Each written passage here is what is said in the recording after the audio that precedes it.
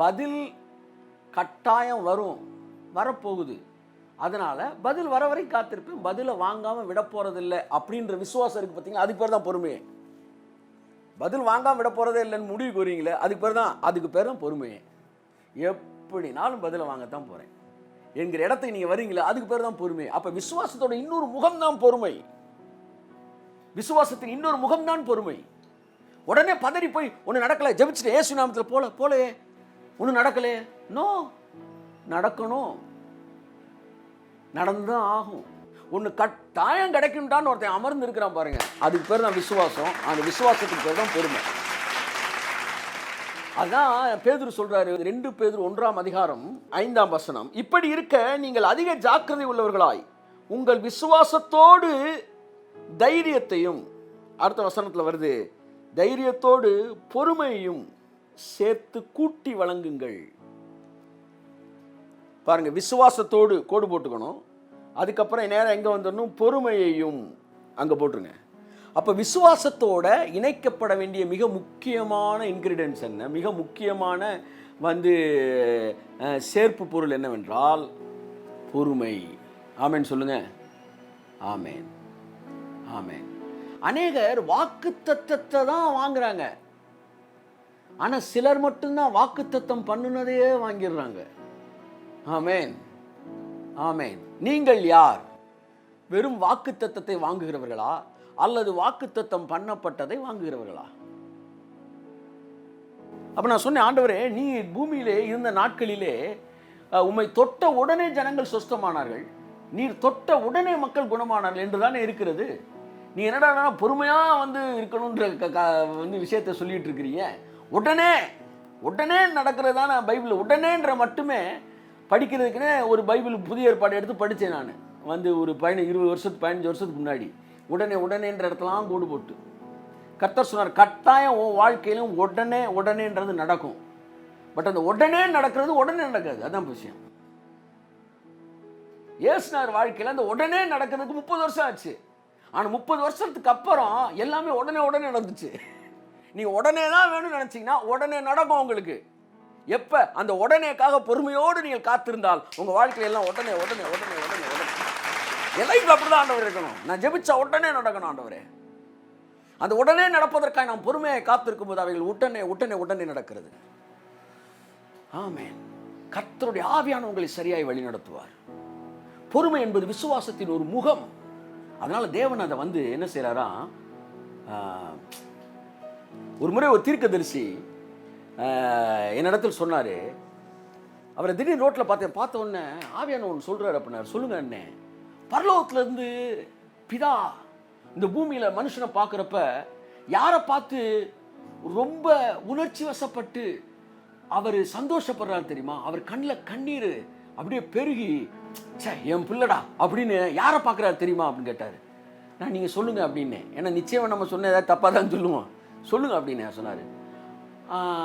துதிக்கிறவனை பார்த்து இல்லை, ஜெபிக்கிறவனை பார்த்து இல்லை, உபவாசம் பண்ணுறவனை பார்த்து இல்லை, தனக்காண்டி உயிரே தியாகம் கொடுக்குறான் அவனை பார்த்து கூட அவ்வளோ உணர்ச்சி வசப்படலையாம்.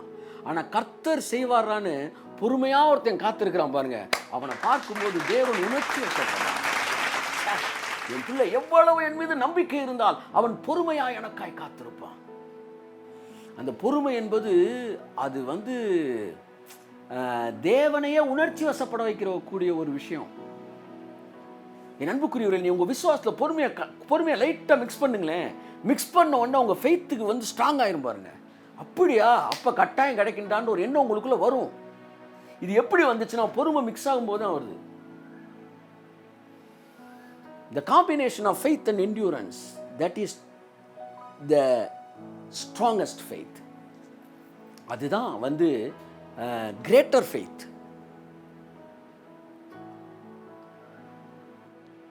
பல நேரங்களிலே சில காரியங்களுக்கு நம்மை அறியாமல் பொறுமையாக இருந்திருக்கிறோம், பெற்றிருக்கிறோம் நம்முடைய வாழ்க்கையில். அப்படியே பொறுமையற்றவர்களாக இராதபடிக்கு பொறுமையற்றவர்கள் என்ன செய்கிறார்கள்னா சந்தேகமான மனநிலைக்குள் கடந்து சென்று விடுகிறார்கள். சிலர் சொல்லுவாங்க, இவ்வளோ நாள் ஜெபிச்சிட்டோம், ஒரு ஏரோப்ளேன் கூட வாங்க முடியலடா பண்ணுறாங்க. ஏரோப்ளேன் கூட புரியல எனக்கு, உன்னை வச்சுட்டு ஒரு கொலை கூட பண்ண முடியலடான்ற மாதிரி இல்லை டைலாக் சொல்றீங்க. அப்படி வாங்கலாம், பிரைவேட் ஜெட் வாங்கலாம், எல்லாமே வாங்கலாம். பொறுமை உங்களுக்கு வேண்டியதா இருக்கிறதே அப்படின்றாரு கர்த்தர். என் அன்புக்குரியவர்களே, நல்ல கவனிங்க. உணர்ச்சி வசப்பட்ட மனநிலை என்பது ஜெபம் என்பது விசுவாசம் அல்ல. அவர்கள் எல்லாம் உணர்ச்சி வசப்பட்டவங்க, அதாவது நடக்கிறத வச்சு வசனம் உண்மையான்னு பார்க்குறவங்க. நடந்தாலும் நடக்காட்டினாலும் வசனம் உண்மை, அதனால் அது நடந்துரும் என்கிற இடத்தில் இருப்பவர்கள் தான் உண்மையான விசுவாசம் முடியும். சில வசனங்களை மட்டும் உங்களுக்கு நான் வாசிக்க விரும்புகிறேன். எபிரேயர் 6ஆம் அதிகாரம் 14-15 நான் வாசிக்கிறேன். எபிரேயர் 6:14-15. நிச்சயமாகவே நான் உன்னை ஆசீர்வதிக்கவே ஆசீர்வதித்து உன்னை பெருகவே பெருக பண்ணுவேன் என்றார். கர்த்தர் சொன்னாராம் ஆபிரகாமை பார்த்து, நிச்சயமாகவே உன்னை நான் ஆசீர்வதிக்கவே ஆசீர்வதித்து பெருகவே பெருக பண்ணுவேன் என்றார். அடுத்த வசனம் சொல்லுது, அந்தபடியே அவன் பொறுமையாய் காத்திருந்து வாக்குத்தத்தம் பண்ணப்பட்டதை பெற்றுக்கொண்டான். கரங்களை தட்டி கர்த்தருக்கு நன்றி சொல்லுவோமா? ஆமென், ஹல்லேலூயா. தேவன் சொன்னாரா, உன்னை நான் ஆசீர்வதிக்கவே ஆசீர்வதித்து பெருகவே பெருக பண்ணுவேன்னு. அடுத்த வசனம் ரொம்ப பைபிள் எனக்கு பிடிச்ச வசனங்கள்ல ஒன்று என்னன்னா, அந்தபடியே அவன் பொறுமையாய் காத்திருந்து வாக்கு தத்தம் பண்ணப்பட்டதை பெற்றுக்கொண்டான். கரங்களை தட்டி கர்த்தருக்கு நன்றி சொல்லுவோம். நம்ம எல்லாரும் வாக்கு தத்தத்தை தாங்க பெற்றுக்கிட்டு இருக்கோம், ஆனா அவனோ வாக்கு தத்தம் பண்ணப்பட்டதை பெற்றுக்கொண்டான். வருஷ வாக்கு தத்தத்தை வாங்கி பைபிள்ல வச்சு அது புக் மார்க்கரா தான் பயன்படுது. நீங்க வாக்கு தத்தத்தை பெறுகிறவர்களா, வாக்கு தத்தம் பண்ணப்பட்டதை பெறுகிறவர்களா? ரெண்டுக்கு வித்தியாசம் எனக்கு புரியுதுன்றவங்க ஒரு அல்லேலூயா சொல்லுங்க. வாக்கு தத்தத்தை பெறுவது வேறு, வாக்கு தத்தம் பண்ணப்பட்டதை பெறுவது வேறு. ஆபிரகாம் பொறுமையாய் காத்திருந்து வாக்கு தத்தம் பண்ணப்பட்டதை, எது வாக்கு தத்தம் பண்ணாரோ அதை வாங்கிட்டான். வாக்கு தத்தம் எதை வாக்கு தத்தம் பண்ணாரோ அதை வாங்கிட்டான். புரியுதா உங்களுக்கு? நான் உங்களுக்கு கார் தரேன், வாக்கு தத்தம், நம்ம அந்த வாக்கு தத்தம் வாங்குறோம். ஆனா ஆபிரகாம் போய் வாக்கு தத்தம் பண்ணப்பட்டது எது? காரை வாங்கிட்டு வந்துட்டான். நம்முடைய வாழ்க்கை நீ வருகிற நாட்கள் வாக்கு தத்தம் பண்ணப்பட்டதை பெற்றுக் கொள்கிற நாட்களா இருக்கும். வரலன்னா என்ன, இன்னைக்கு வரலன்னா என்ன, நாளைக்கு வரும். அடுத்த நிமிடம் நடக்கக்கூடியதா இருக்கட்டும், அடுத்த நிமிடம் நடக்கக்கூடியதா கூட இருக்கட்டும், அந்த அடுத்த நிமிடத்துக்கு வரைக்கும் ஒரு கேப் இருக்குல்ல, அதைத்தான் நான் பொறுமைன்றேன். நான் அடுத்த நிமிடத்துக்கு இடையில ஒரு கேப் இருக்குல்ல சார், அந்த கேப்ல இருக்கிறீங்களா, அதுக்கு பேர் தான் பொறுமை. இல்ல ஏன் இப்படி நடந்ததுன்னா நான் ஒன்றும் செய்ய முடியாது. ஏன் அப்படி நடந்தது, அதுக்கப்புறம் அதை சொல்லு. கர்த்தர் சொன்னார், ஏன் இப்படி நடந்ததுன்னா நீ கேள்வி கேட்டுக்கிட்டே இருக்கலாம் ஜஸ்டின். அதாவது செங்கடலை பிளந்தது என்னன்ற அற்புதம் இல்லையே, ஏன் பார்வோன் விரட்டினா? பார்வோன் அங்கேயோ கொண்டிருக்கலாம்ல, ஏன் பார்வோனை செங்கடல் வரைக்கும் விரட்டின வச்சாரு? கேள்வி கேட்கணும்னா கேட்கலாம். ஆனா அதை விட்டுட்டு பார்வோன் விரட்டி வந்தாலும் செங்கடல்ல முடிச்சாரா அப்படின்னு நினைக்கலாம். கானாவூர்ல கல்யாணத்துல தண்ணீர் திராட்சரசமா மாறிச்சே அப்படின்றீங்களே, ஏன் குறைவு பட்டுச்சு கேட்கலாம்ல. கேட்கணும்னா அம்புட்டுக்கும் கேள்வி கேட்டுக்கிட்டே இருக்கலாம். ஆனா குறைவு பட்டாலும் குறைவை நிறைவாய் மாற்றினாரா? ஆகவே ஏன் என்கிற கேள்வியை கேட்டு கேட்டு கேட்டு உங்களுடைய விசுவாசத்தை நீங்களே டேமேஜ் பண்ணிக்க கூடாது. அவைகள் எப்படி இருந்தாலும் அதை மாற்றுகிற தேவன் எனக்கு இருக்கிறார். இன்றைக்கு என்னோடு கூட பேசிக் கொண்டிருக்கிறார். அவைகள் மாற்றப்படக்கூடியது நிச்சயமாய் மாறும் வரைக்கும் நான் பொறுமையோடு நான் காத்திருக்கிறேன். இந்த கடைசி காலங்களில் வாக்குத்தத்தங்கள் எல்லாம் நிறைவேறி தீருகிற காலம். நல்லா கவனிங்க, இந்த காலம் ஸ்பெஷல் ஏஜ். வேதத்தில் உலக தோற்றத்து முதற்கொண்டு இதுவரை இருக்கிற காலத்தை 6 காலமாய் பிரிக்கிறார்கள். இந்த 6வது காலத்தை தான் விசேஷித்த காலம்ன்றாங்க. வாக்கு தத்தம் எல்லாம் நிறைவேறுற காலம். இந்த நிறைவேறுகிற காலத்தில் சில போராட்டங்கள் இருப்பது போல என்ன செய்யலாம், காணப்படலாம். ஏனென்றால் ஆபிரகாமுக்கு தேவன் வாக்கு தத்தத்தை கொடுத்தார். அதாவது ஆபிரகாமுக்கு வாக்கு தத்தத்தை கொடுத்தாராம், சீடு உள்ள விழுகுது. ஈசாக்கு வாக்கு தத்தம் வளருது, குழந்தை வளருது. ஆபிரகாம்கிட்ட கொடுத்த வாக்கு தத்தம் ஈசாக்கிட்ட கன்ஃபார்ம் ஆகுது, யாக்கோபுட்ட மேனிஃபெஸ்ட் ஆகுது. இந்த காலம் தி ஏஜ் ஆஃப் மேனிஃபெஸ்டேஷன். இது யாக்கோபோட காலம். ஆபிரகாம்கிட்ட நிலைப்பாடு, ஈசாக்கிட்ட உறுதிப்பாடு, யாக்கோபுட்ட வெளிப்பாடு. பாருங்க, ஆபிரகாம்கிட்ட வாக்கு பண்ணாரு, ஸ்மூத்தா இருந்துச்சு. ஈசாக்கிட்ட அதை கன்ஃபார்ம் பண்ணாரு, அதுவும் ஸ்மூத்தா இருந்துச்சு. ஆனா யாக்கோபுட்ட நிறைவேற்றும் போதுதான் ரா முழுவதும் போராடினான். வார்ஃபேர் அங்கதான் நடக்குது. ஏன்னா மேனிஃபெஸ்டேஷன் வரப்போகுது. ஆபிரகாமுக்கு ஒன்று பெரிய ஜாதி ஆக்குவேன்னார். ஆபிரகாம் ஆவிக்கு அங்க அடையாளமா இருக்கிறான், ஈசாக்கு ஆத்மாவுக்கு அடையாளமா இருக்கிறான், யாக்கோபு சரீரத்துக்கு அடையாளமா இருக்கிறான். ஆவியில சொன்ன வார்த்தை ஆத்மாவில கன்ஃபார்ம் ஆகுது. அது வரைக்கும் ஸ்மூத்தா தான் போகும். சரீரத்துல மேனிஃபெஸ்ட் ஆகணும் பாருங்க, அங்கனக்குள்ளதான் ஒரு போராட்டம் நடக்கும். ஆனாலும் அது நிறைவேறும். நிறைவேறும். ஏனென்றால் இந்த யுத்தம் உங்களுடையது அல்ல, இந்த யுத்தம் கர்த்தருடையது. என்ன சார் ஒரு பெரிய போராட்டமா இருக்குன்னா, நீங்க யாக்கோபு இடத்துக்கு வந்துட்டீங்கன்னு அர்த்தம். வாக்குத்தத்தம் இப்போ மேனிஃபெஸ்டேஷனுக்கு வருது. ஆபிரகாம்கிட்ட வாக்குத்தத்தம் பண்ணும்போது பெரிய ஜாதி ஆக்குவேன்னு சொன்னப்போ ஒரு பிள்ளை தான் அவனுக்கு கொடுத்தாரு, ஈசாக்கு. அவர் கொடுத்தது ஒன்று தான். அடுத்து ஈசாக்குக்கு கர்த்தர் உன்னை பெரிய ஜாதி ஆக்குவேன்னு சொல்லும் போதும் 2 பிள்ளை தான் கொடுத்தாரு. ஒருத்தன் ஏசா, ஒருத்தன் யாக்கோபு. அவன்கிட்ட வாக்குத்தத்தம் பெருசா இல்லை, கன்ஃபார்ம் தான் ஆச்சு. ஆனா யாக்கோபுட்ட தான் 12 ஜாதி பிறந்தாங்க. அந்த நாட்களுக்குள் நாம கடந்து வந்திருக்கிறோம். This is the age of manifestation. இது வாக்குத்தத்தங்கள் நிறைவேறுகிற காலம். பொறுமையாய் நாம் காத்திருப்பதுதான் இங்கே மிகப்பெரிய வலிமை, என் அன்புக்குரியவர்களே. ஆக உங்கள் வாழ்க்கையில் அநேக வாக்குத்தத்தங்களை தேவன் கொடுத்திருப்பார். ஆனால் ஒன்று தெரிஞ்சுக்காங்க, முடிவு பரியந்தம் நீங்கள் ஜாக்கிரதையை காண்பிக்க வேண்டும். கர்த்தர் எனக்கு ஒன்றை சொல்லி இருப்பார் என்றால், இடையில் நடக்கிற இந்த காரியங்களை வைத்து நான் வார்த்தையை சந்தேகப்பட வேண்டிய அவசியம் இல்லை. நீங்கள் தெய்வீக ஆரோக்கியத்தை பேசுகிற நபராக இருக்கலாம். நீங்கள் பேசிக்கொண்டிருக்கும் போதே உங்களுக்கு தலைவலி வந்திருக்கலாம்.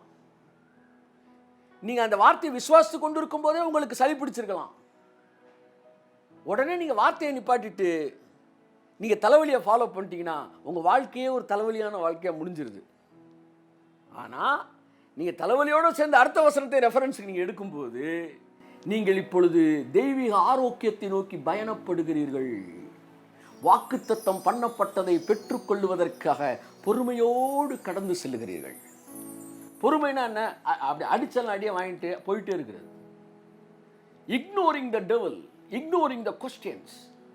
உங்களுக்குள்ளே வருகிற 1000 கேள்விகளை ஒதுக்கி தள்ளுவது, உங்களுக்குள் வருகிற குழப்பங்களை தூக்கி எறிவது, உங்களுக்குள் வருகிற கேள்விகளையும் பயத்தையும் தூக்கி எறிஞ்சிட்டு தேவன் சொல்லியிருக்கிறார் என்பதற்காக பொறுமையோடு நீங்கள் காத்திருக்கும் போது கர்த்தர் உங்களுக்கு செய்வது.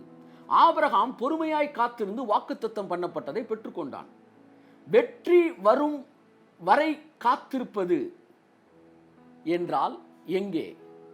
ஆபிரகாம் வெற்றி வர வரைக்கும் பொறுமையா காத்திருந்தானா? அப்ப வெற்றி வரைக்கும் காத்திருக்கிறான்னா அப்ப அது வரைக்கும் எங்க தான் இருந்திருக்கிறான்? தோல்வியில தான் இருந்திருக்கிறான்.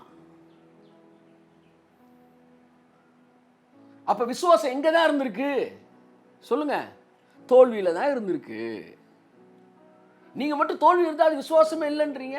அவன் தோல்வியிலே இருந்தாலும் விசுவாசத்துல தான் இருக்கேன் அப்படின்னு இருக்கான்.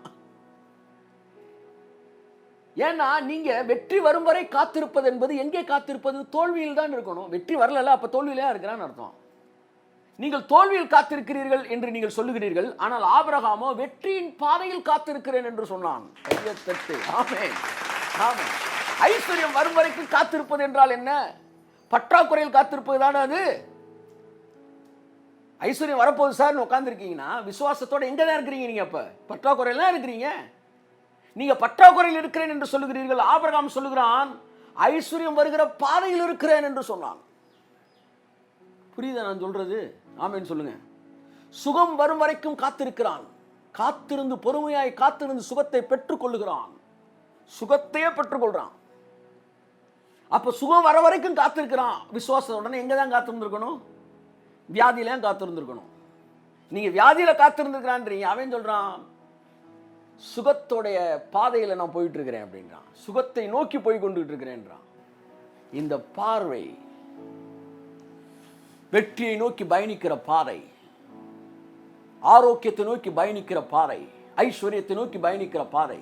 உலகம் முழுவதும் கதவுகள் அடைக்கப்பட்டாலும் நமக்கான கதவுகளை தேவன் திறப்பார். நாம் பெருகி கொண்டுதான் இருப்போம். என் அன்புக்குரியவர், எது உங்கள் வாழ்க்கையின் எல்லை சொல்லுங்க? எது உங்கள் வாழ்க்கையின் எல்லை? வானமே இல்லைன்றான், அவ்வளவுதான். நான் சொல்றேன் வாக்கு தத்தமே இல்லைன்றேன். அந்த வாக்கு தத்தத்தில் போய் நீங்க ஒரு நாள் உட்கார்ந்துருவீங்க. வாக்குத்தத்தம் பண்ணப்பட்டதை பெற்றுக்கொள்வதற்கு பொறுமை உங்களுக்கு அவசியமாய் இருக்கிறது. ஆபிரகாம் பொறுமையாய் காத்திருந்து, அவன் ஸ்பெஷாலிட்டியை பாருங்க, எத்தனை வருஷம், 12 வருடங்களுக்கு மேலாக அவன் காத்திருந்தான். அதற்கு பிறகு அவன் ஒரு 13 வருஷம் எக்ஸ்டெண்ட் பண்ணி விட்டான். 25 இயர்ஸ் பொறுமையா காத்திருந்து பிள்ளை என்கிற வாக்குத்தத்தம் பண்ணப்பட்டதை பெற்றுக்கொண்டான். இன்னொரு வசனத்தை கூட நான் வாசிக்கிறேன். அதனால பைபிள் சொல்லுது, ஆபிரகாம் வாக்குத்தத்தம் காத்திருந்து வாக்குத்தத்தம். இன்னைக்கு என்னன்னா எல்லாருக்குமே திடீர் சாம்பார் பொடி, திடீர் என்னது புளியோதரை, திடீர் எலுமிச்சை சாதைன்றாங்கல்ல, அது அந்த காலத்தில் திடீர் நம்ம ஈகிளில் போட்டாங்க, திடீர் புளியோதரை பொடி, திடீர் அந்த மாதிரி திடீர்னு வரணும்னு மக்கள் விரும்புகிறாங்க. இப்போ ஃபாஸ்ட் ஃபுட்டுன்னே வந்துருச்சு. Fast food. பொறுமை உங்களுக்கு அவசியமாக இருக்குது. பொறுமை சேர்ந்த உடனே அது ஒரு அழகான ஒரு வார்த்தை சாப்பாட்டில். அதாவது எப்படின்னா, நீங்கள் காரில் போகும்போது ஆக்சிலேட்டர் தான் ஃபெய்த்து, ஆனால் கிளச் இருக்குது பார்த்தீங்களா, அதுதான் பொறுமை. கிளச்சை போட்டு தான் நீங்கள் கியர் இருக்குது பார்த்தீங்களா, அதுதான் ரெவலேஷனு. அடுத்தடுத்த ரெவலேஷன் வரும்போது ஃபெய்த் அடுத்தடுத்து எகிரும். ஆனால் அடுத்தடுத்த லெவலுக்கு போகிறதுக்கு அந்த என்டியூரன்ஸ், அந்த கிளச்சை பிடிச்சு தான் நீங்கள் கியரை போட்டு ஆக்சிலேட்டரை கொடுக்கணும். இந்த மூணோட காம்பினேஷன் தான் உங்கள் வண்டியை கும்முன்னு சேஃபாக கொண்டு போகும். சிலர் கிளச்சே வேண்டாம்ட்டு அமுக்குறான் ஆக்சிலேட்டரை ஜர்ன்னு. அப்புறம் என்னடான்னு போனால், இவன் ஊரில் இருக்கவனை பார்க்க போனவன் கொஞ்சம் ஊரில் இருக்கவன் இவனை பார்க்குறதுக்கு வந்துடுறான் மரத்தடிக்கு. அப்போ ஆக்சிலேட்டர் எவ்வளோ வேணாலும் கொடுங்க, ஆனால் கிளச்சு அவசியமாக இருக்கிறது. பொறுமை ஒரு அழகான ஒரு வார்த்தை, உங்கள் விசுவாசத்துக்கு உயிர் கொடுக்கிற ஒரு வார்த்தை, ஒரு ரெஸ்ட்டுக்கு உங்களை கொண்டு போகிற ஒரு வார்த்தை, எப்படினாலும் எனக்கு கிடச்சிருண்டா அப்படின்ற ஒரு வார்த்தை. எப்போ பதட்டம் வருது, டைமை ஃபிக்ஸ் பண்ணும்போது பதட்டம் வருது. என் அன்புக்குரிய, தட் இஸ் வாட் என்டியூரன்ஸ். தேவன் ஒன்று செய்வார்னா அதை சூப்பரான டைமில் அவர் செய்வார். அது காலம் கடந்தது என்று நீங்கள் நினைப்பீர்கள் என்றால், அந்த காலத்தையும் அவர் ரிவர்ஸில் கொண்டு வந்து நிப்பாட்டுவார் உங்களுக்கு. ஆமேன். அதனால் கொஞ்சம் லேட்டாக வாங்கினீங்கன்னா நீங்கள் ரொம்ப எங்காக இருக்க போறீங்கன்னு அர்த்தம். மார்க்கண்டேயன் அப்படின்னு ஒருத்தர் இருந்திருக்கிறான் கற்பனை கதையில். அதில் திடீர்னு யம தர்மராஜா சொன்னாராம், 16 வயதில் நீ 16 தாண்டோன்னு நீ செத்துருவ அப்படின்ட்டாராம் யம தர்மராஜா.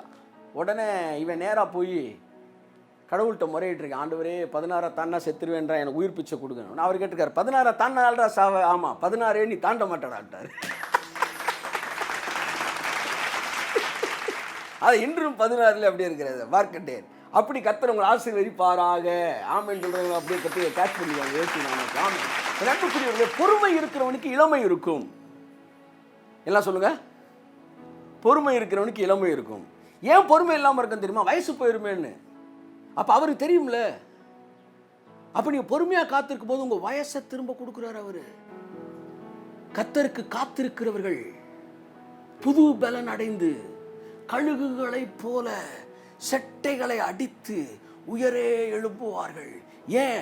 அவன் கடவுளுக்காக காத்திருந்து பல வருஷங்களை அவருக்காக காத்திருந்தனால அவனுக்கு அந்த வருஷங்களை பல மடங்கா திரும்ப கொடுத்து அவனை கழுகுக்கு சமானமாக அவன் வயதை மறுபடியும் வாழ வயதை போல. வயசாயிரும் நான் பயம் இருந்தால் தானேங்க உங்களுக்கு பதட்டம். நீங்கள் பொறுமையாக காத்துருங்க, வருஷம் போகும், உங்கள் வயசு உங்களுடைய பலன் எதுவுமே போகாது. என் அன்புக்குரியவர்களே, பொறுமையாய் காத்திருந்து. இன்னொரு வசனத்தை கூட வாசிக்கிறேன், எபிரேயர் 6:11. நீங்கள் அசதியாயிராமல் வாக்குத்தத்தமான ஆசீர்வாதங்களை விசுவாசத்தினாலும் நீடிய பொறுமையினாலும் சுதந்தரித்துக் கொள்ளுகிறவர்களை பின்பற்றுங்கள். அது ட்வின்ஸா, இது விசுவாசமும் பொறுமையும் ட்வின்ஸ், இரட்டை குழந்தைகள். நான் சொன்னேன், the combination of faith and endurance. எப்படி இருக்கு டைட்டில் அப்படின்னு கேட்டேன். நல்லா இருக்கு. ட்வின்ஸ் அப்படின்னா இரட்டை குழந்தைகள். The master touch of your spiritual life. உங்கள் லைஃப்பில் நீங்கள் கற்றுக்க வேண்டிய உன்னதமான விஷயம் என்ன தெரியுமா? பொறுமை. பொறுமை உங்களை பூரண புருஷனாக்குது, ஒன்றிலும் குறைவில்லாதவனா மாற்றுது. இங்கே பைபிள் சொல்லுது, ஒரு சிலர் வாக்குத்தத்தமான ஆசீர்வாதங்களை பெற்றுக்கொண்டாங்களாம். ரிசீவ் பண்ணிட்டாங்களாம். அவங்கள நீ ஃபாலோ பண்ணுன்றார். அவங்க எப்படி சார் ரிசீவ் பண்ணாங்க? அவங்க விசுவாசத்தினாலும் இந்த combination of faith and endurance, நீடிய பொறுமையினாலும் இதை சுதந்தரித்தார்கள்.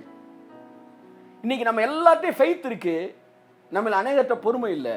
ஆனால் இந்த ரெண்டும் சேர்ந்தா ரிசல்ட் இருக்கு.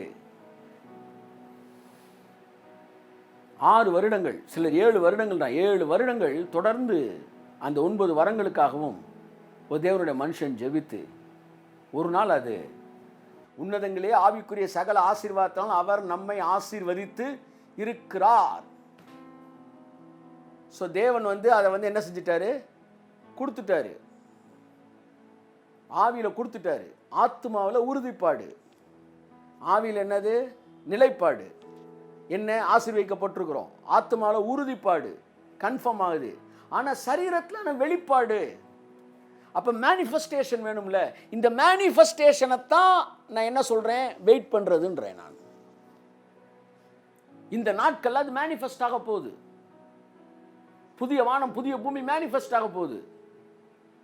அதை நோக்கி பேசிட்டு இருக்கும்போது இவன் இருக்கிற வானத்தை இருக்கிற பூமியவே கெடுக்கிற மாதிரி பஞ்சாயத்தை கூட்டிக்கிட்டு இருக்கிற மாதிரி இருக்கும்போது, நீங்கள் ஆரம்பத்தில் கொண்டிருந்த நம்பிக்கையை விட்டு விலகாதபடி உறுதியாக இருக்க வேண்டும். எப்போ அந்த உறுதி இருக்குமா? நீங்கள் ஜெபிக்கும் போது நடக்காத போல் தெரியும் போது, நீங்கள் பேசும்போது செயல்படாத போல் தோன்றும் போது, நீங்கள் பேசினா பிசாசத்தை கன்சிடரே பண்ணாத மாதிரி தெரியும் பாருங்க. அப்பமும் நீங்கள் நீடிய பொறுமையோடு தேவன் சொன்னதை செய்வார். இந்த ஆழமாய் உறுதியாய் நீங்கள் இருக்கும்போது அது நடந்தே தான் ஆக வேண்டும். விசுவாசிக்கிறவனுக்கு முன்பாக மலை பெயரும் அல்ல, மழை பெயர்ந்துதான் ஆக வேண்டும். பெயர்ந்துதான் ஆக வேண்டும். பெயரெல்லாம் கிடையாது. அப்ப பொறுமை நமக்கு அவசியமா இருக்கு. சோ வாக்குத்தத்தமான ஆசீர்வாதங்களை விசுவாசத்தினாலும் நீடிய பொறுமையினாலும் சுதந்தரித்துக் கொள்ளுகிறவர்களை நீங்கள் பின்பற்றுங்கள். சிலர் மட்டும் நாங்க தேவன் கொடுத்ததை சோந்தரிக்கிறாங்க. மற்றவங்கெல்லாம் வெறும் வாக்குத்தத்தத்தை தான் வாங்குறாங்க. சிலர் மட்டும்தான் நீடிய பொறுமையா இருந்ததை வாங்கிடுறாங்க. வாக்குத்தத்தத்தை வாங்குவது 100 பேருக்கு வாக்குத்தத்தை கொடுக்குறாரு. ஆனா அதுல 40 பேர் தான் வாக்குத்தத்தமான ஆசீர்வாதங்களை, வாக்குத்தத்தம் பண்ணப்பட்டவைகளை பொறுமையாய் காத்திருந்து சுதந்தரிக்கிறார்கள். பொறுமையாய் காத்திருந்து அவன் சுதந்தரித்துக் கொண்டான். கர்த்தர் உங்கள் வாழ்க்கையில சில காரியங்களை பேசியிருக்கும் போது அவைகள் நடக்காதது போல் தெரிந்தால் ஒன்று தெரிந்து கொள்ளுங்கள், நீங்கள் அந்த வெற்றியின் பாதையில் பயணித்துக் கொண்டு இருக்கிறீர்கள். வெற்றியின் பாதையில் போய் கொண்டிருக்கிறீர்கள். உங்களுக்கான சுகம், உங்களுக்கான ஆரோக்கியம், நீங்கள் சொன்ன சத்தியத்தின் நிறைவேறுதல் என்பது மாற்றமே இல்லாதது. அது உறுதியாய் உங்கள் வாழ்க்கையில் நிறைவேறும். ஒரு நாள் உங்கள் கண்கள் அதை பார்க்கும். உங்கள் கண்கள் மட்டுமல்ல, மற்றவர்களுடைய கண்களும் அதை பார்க்கும். நீங்கள் மாம்சத்திலிருந்து அதை நீங்கள் பார்ப்பீர்கள். இதுவரை ஆவியிலும் ஆத்மாவிலும் உணர்ந்து பேசிக் கொண்டிருந்த நீங்கள் சரீரத்தில் வெளிப்படுவதை இந்த உலகம் பார்க்கும். அதை பார்க்கும். உங்களுடைய நிலைப்பாடும் உறுதிப்பாடும் தாண்டி வெளிப்பாடு என்கிற இடத்திற்கு நீங்கள் வந்து விட்டீர்கள். இனி வெளிப்படுகிற நேரம்.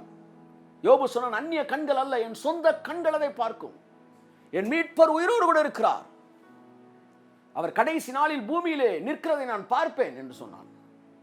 என் சரீரம் முதலான அழுகி போனாலும் என் கண்கள் அவரை பார்க்கும் என்று சொன்னான். வேதம் சொல்கிறது, யோபுவின் பொறுமையை குறித்து நீங்கள் கேள்விப்பட்டிருக்கிறீர்களே, கர்த்தரின் செயலின் முடிவையும் நீங்கள் கண்டிருக்கிறீர்களே. எவ்வளவு அழகான வார்த்தை பாருங்க. பொறுமையை நீ காட்டுவினா செயலை நான் காட்ட வேண்டாம். அவருடைய வாழ்க்கையில் எல்லாவற்றையும் 2 மடங்காய் தேவன் கொடுத்தார். 3000 ஒட்டகம், 3000 ஒட்டகம், 3 குமாரத்தி, 7000 ஆடு, 7 குமாரரு. பயங்கரமா இருந்துச்சு. 7000னா 7, 3000னா 3 பொம்பளை பிள்ளைக்கு 3000, 7 ஆம்பளை பெண்ணுக்கு 7000. ஈஸியா மனசுல கணக்குல வச்சுக்கிறதுக்கு சொல்றேன் உங்களுக்கு. திரும்ப அப்படியே 3 6 ஆகுது, 7 14 ஆகுது. கையை தட்டுங்க உதவுங்க. ஆமென். பொறுமையாய் காத்திருந்தார்கள். பொறுமை, endurance and patience is the another face of faith. விசுவாசத்தின் இன்னொரு முகம் அது. காத்திருங்கள். நீங்கள் பிரசங்கித்த ஒவ்வொரு வார்த்தையும் தேவன் நிறைவேற்றுவார். நீங்கள் கேட்ட ஒவ்வொரு சத்தியமும் வெளிப்பாட்டுக்குள் கடந்து வரும், மேனிஃபெஸ்டேஷனுக்குள் கடந்து வரும்.